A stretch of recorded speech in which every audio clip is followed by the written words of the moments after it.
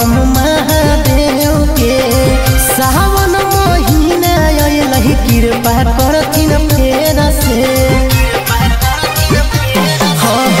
हियो पुजारी पगली हम महादेव के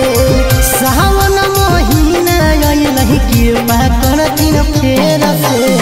सोचल सपनवा तोर साकार हो जीता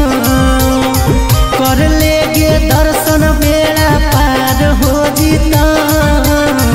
भोले बाबा से पगली प्यार हो जीता हाँ कर लेगे दर्शन बेड़ा पार हो जीता मोर महादेव से गे प्यार हो जीता।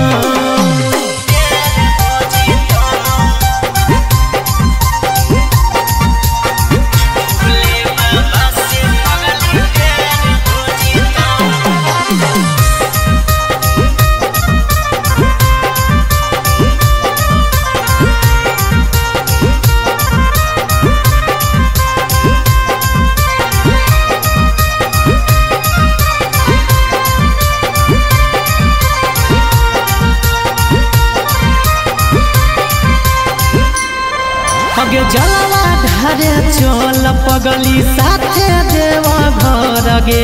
बाबा के नगर मांगे हाँ सुनर एगो बर गे जलवा ढारे चल पगली साथे देव घर गे बाबा के नगर मांगे हाँ सुनर एगो बर गे बोलबम के नारा से उधार हो जीता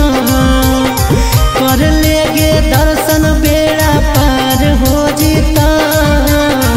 भोले बाबा से पगली प्यार हो जीता हाँ कर लेगे दर्शन बेड़ा पार हो जीता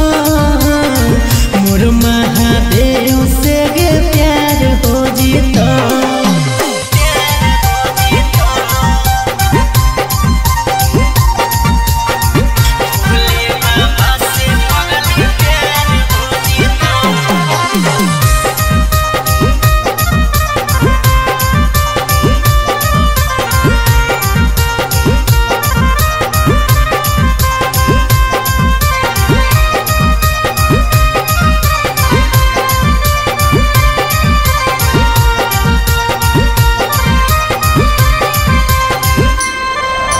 बोल बम के नारा लेके उठो कांधे कवरिया गे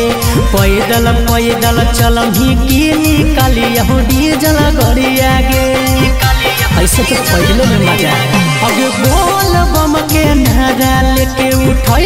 कांधे कवरिया गे पैदल पैदल चलम ही की निकाली डीजल गरिया गे सागर दे दर्दी कहो जोगाड़ हो जीता कर लेगे दर्शन बेड़ा पार हो जीता भोले बाबा से पगली प्यार हो जीता हाँ कर लेगे दर्शन बेड़ा पार हो जीता मोर महादेव से गे प्यार हो जीता।